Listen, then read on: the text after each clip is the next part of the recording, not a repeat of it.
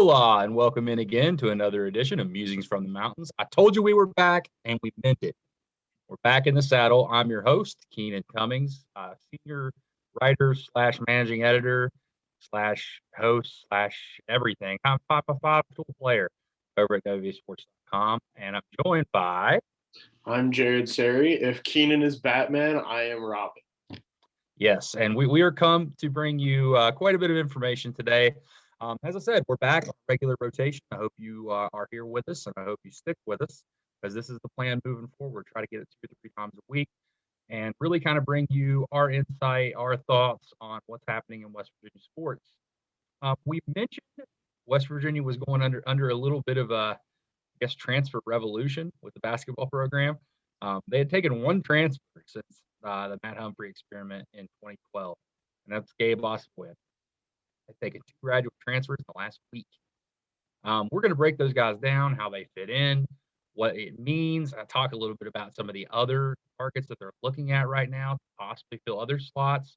And then we'll get a little bit into football recruiting at the end with the upcoming possibility, I guess almost near certainty, of the dead period ending. So we'll get into that in a minute. First, basketball. You look at what West Virginia was able to do.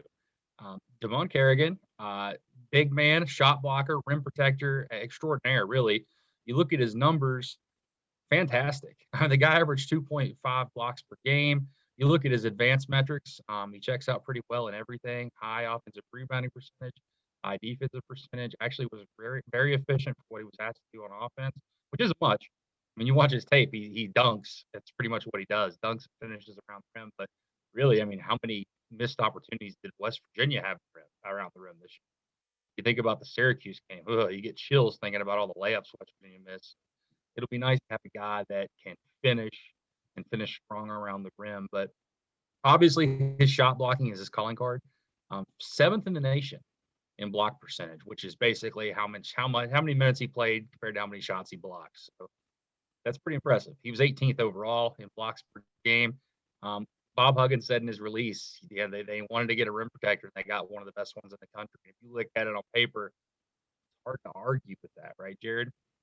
Yeah, definitely. He is, I haven't watched any of him, but just by looking at his stats, and this is obviously an incredible reach, but, the emphasis on blocking, all I can think about is how Anthony Davis in his one season at the University of Kentucky absolutely was just blocking everybody.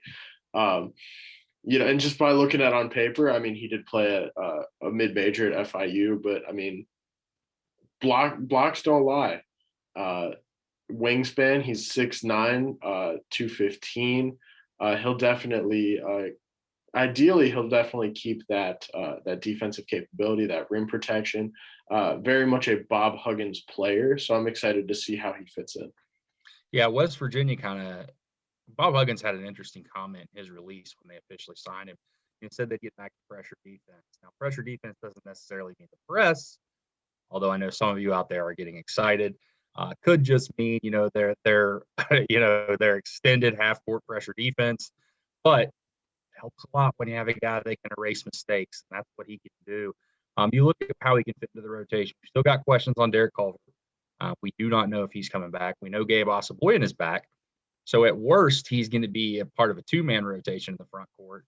If Culver would leave, it wouldn't shock me to see him starting and Gabe continuing coming off the bench. West Virginia could still add another guy. We'll get into that later with the scholarship jumble-bumble. But for the time being, I think that at worst, West Virginia brought in a guy that has a skill set they did not have last year, a skill set they needed last year. Pretty much you were turnstiling guys towards the basket. No one was there to help with rim protection. So at worst, you got that. At best, if he's able to stay on the floor and be efficient, you have a guy that's going to be a big piece of this thing. And I do think that, you look at his numbers on paper, not overly impressive. I think it was around 6 points a game, 7 rebounds, something like that. But you look at the advanced metrics, and it shows when he was on the floor, he was very efficient and performed at a high level in what you need him to be. Same can be said really for the other addition they have, Malik Curry. You look at what he brings to the table. I know immediately many people were thinking, you're bringing in a scoring point guard. This has to mean Deuce is gone. No, it does not. I've talked to Malik. the first night he committed, and he pretty much said he wants Deuce to come back. The plan is for him to take the point guard away from Deuce. He's going to play on the ball. Deuce is going to play off the ball, which is really what Deuce is going to do in the NBA whenever that time does come. And he's going to be a catch and shoot type guy and develop on that front. So I think that you look at what Malik brings to the table. He's a scoring point guard. Let's get that out of the way first. High usage rates at Old Dominion. He was probably their guy. I mean, pretty much every offensive category they had, he led them. He usually had the ball in his hands, and he made plays with it. Now, his assist numbers are not as high as you'd want. Some of that's not his fault. I mean, you got to make shots. But 3 points, I think it's 3.6 assists per game, which I think that would put him 10th in the Big 12. It's pretty good. You'll take that, and you bring a guy like that in that can score and get to the rim. He's a guy that can score off the bounce, he can hit shots, but more effectively, he can get to the rim. And you pair him with some shooters like West Virginia could potentially have with McBride, McNeil, Sherman, Bridges. You go down the list, having a scoring point guard, which West Virginia really, I mean, outside of Deuce, hasn't necessarily had in a few years. You've had guys that can distribute the ball, but able to put the ball on the floor, get to the basket, drive and kick. That's a weapon that West Virginia just did not have at times last year, especially when Deuce wasn't on the floor. So I think it's an exciting addition for West Virginia. When you look at it on paper, Jared, I mean, it's pretty much, you can see why Bob Huggins added him, right?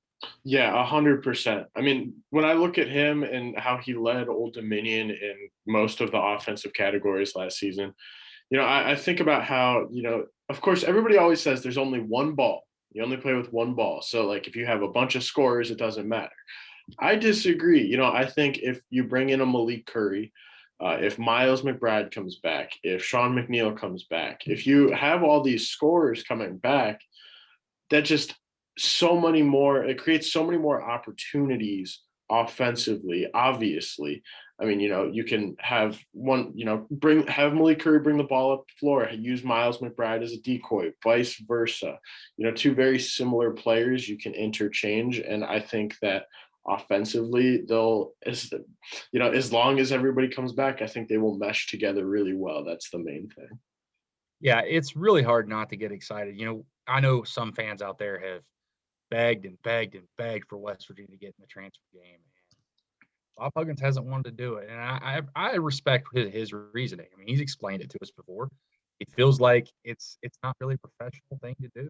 Still guys off other people's rosters, which effectively that's what you're doing. But anymore, especially with the introduction of this one-time transfer rule, you almost have to do it. If you don't do it, you're going to be left behind. I was talking on our Blue Lot, our premium message board the other day, and somebody was asking about recruiting, and I think anymore, the teams that most effectively use the portal and they are able to develop their teams and become quote unquote old, such as Baylor was this past year, those are going to be your best teams in college basketball. I think the one and done thing worked for a while, but as you've seen recently, I mean, these teams have had chemistry issues. I think if you're able to bring in some transfers and avoid those issues, you have experienced, proven players or guys that have been around for several years, such as this West Virginia team could have. And that's scary about this. We talk about Baylor a lot. And no, I'm not saying West Virginia next year is Baylor. But if you look at what they could return, it's pretty exciting if you're a West Virginia fan. And not just exciting in the sense of the skill, the experience that this team would have. You go from being one of the youngest teams in the Big 12 a few years ago to one of the oldest, most seasoned with a lot of returning talent if all these NBA decisions break your way. So we'll see what happens there. But two big competitions. West Virginia's not done yet. You do all the math, and there's a lot involved. You could have as many as 15 players on scholarship this year. 2 of those won't count. Gabe Ossabuyen's already back, so you're guaranteed at least 13, maybe 14 if you add another. But you have one open slot. Technically, right now, if you take Ossabuyen and Sherman out of the equation, you have 12 of 13 filled. Obviously, you have 4 guys going through NBA decisions right now, so that could alter it. But you have one open scholarship, and West Virginia is continuing to recruit to that. A guy that they like a lot, Polycap. Yes, it's a real name from DePaul. He transferred actually from Manhattan to DePaul. Kind of that forward, really a Huggins type of forward. is the best way to put it. Plays defense, rebounds. I think he was at 7.6 rebounds per game last year, but very effective on the defensive end. 6'8", around 220-ish. A guy that is from the New York area, and really right now it seems that West Virginia and Rutgers are the two schools that are really fighting over him. He's taken Zoom visits to each, had Zoom meetings to each. It's supposed to make a decision sometime soon, but those two schools are really kind of vying it out for him. And another guy that West Virginia's had on a Zoom call and expressed interest in is Monmouth wing Malik Martin. He also is interested in the program, starting to generate a lot of interest. Saw a big jump between his junior and his senior year. 12.5 points, I think it was around 5 rebounds, shot close to 40% from three. So he's another guy that could kind of fill that hole vacated by Emmett Matthews. I think he's about 6'6", around 200, 195 pounds. So different types of guys, but guys that can help. I mean, there are other on the list as well. Joel Soriano. I think St. John's is feeling pretty good about him, but he's a big that could maybe potentially slide in if things don't break right for Derek Culver. But there's a lot of options. I mean, there's over 1,300 players in the portal right now. It's not hard to find some guys that can help you. Hey, you want to play Big 12 basketball? Yes, I do. Now, so, Keenan, I would be remiss if I forgot to ask you about, guy I'm sure you've reported on for months now. Is there anything on the Carlos Curry front, or what are we working with over there? Because it's gone radio silent, really, which is kind of odd. I was in regular communication with him, and it's kind of gone silent. But in a sense, you kind of, with the way these transfers have broken out and just the accessibility to them now, I think you'd almost be kind of silly not to bring in a guy that you think could help right away and is proven. That's not to say Carlos Curry isn't, but you look at the guys we talked about below, they've already proven it against high-level college basketball competition. So I don't think it's done there, but I do think it's weird that things have almost kind of shut down for him in a sense. I have not heard from him of late, and I guess we'll see. But some of this is going to be, I keep going back to this, and it sounds kind of silly in a sense, but really we don't know right now because we don't know what this roster is going to look like. This roster we were talking shades of Baylor earlier with everybody returns. What if everybody doesn't return? I mean, the chances of that are slim, but that's 4 more spots you got to fill. So then you're looking at a lot of other guys on top of what you got. But the one thing I'm not worried about, regardless of how this shakes out, I think this is going to be a very competitive roster at the end of the day.